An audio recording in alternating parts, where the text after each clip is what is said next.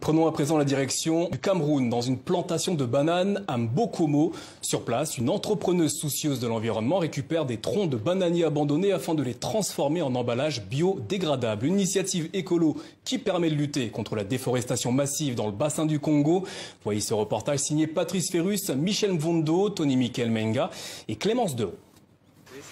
Quand la saison de la récolte de bananes est terminée, c'est le moment pour Armel Tamo et son équipe d'entrer en jeu. Nous avons besoin des troncs de bananiers parce que l'idée c'est de prendre ces troncs de bananiers et de transformer en emballage biodégradable. Et des troncs de bananiers comme celui-là, abandonnés ou qui ne servent plus à rien, il y en a à profusion ici dans cette plantation de Mbokomo. Ce qui est recherché, c'est précisément cette partie, la tige blanche et jaunâtre, le cœur du tronc, potentiellement riche en fibres. C'est la ressource que nous utilisons parce qu'ici au Cameroun, par exemple, on produit pratiquement 4 millions de tonnes de bananes plantains chaque année. Et lorsqu'on dit 4 millions de tonnes, on dit 8 millions de troncs de bananiers qui sont disponibles. Une ressource écolo, alternative, elle permet de lutter contre la déforestation massive du bassin du Congo. Sur ces plantations de bananes, il suffit juste de couper à la bonne hauteur. Essaye de remonter pratiquement à 1 mètre avant de couper pour que le tronc final fasse dans les 1 mètre et demi. Et que le tronc soit encore recyclable. Entrepreneuse avisée, lauréate de plusieurs prix, Armel Tamo est déjà dans le coup d'après avec une stratégie qui veut minimiser les coûts et gagner du temps.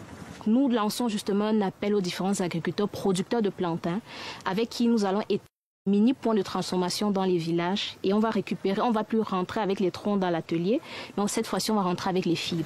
Mais pour l'instant, il faut encore tout charger dans le camion. Il faut encore ramener les déchets à 25 km de là, à l'atelier de Yaoundé.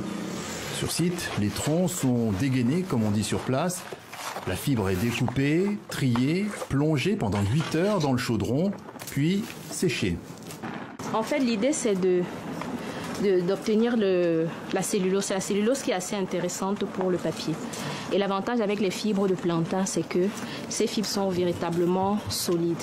Une garantie de qualité pour le produit fini. Ces immenses feuilles et plaques obtenues seront ensuite, selon le grammage, transformées en carton, en rouleau de papier, en sachet ou en emballage.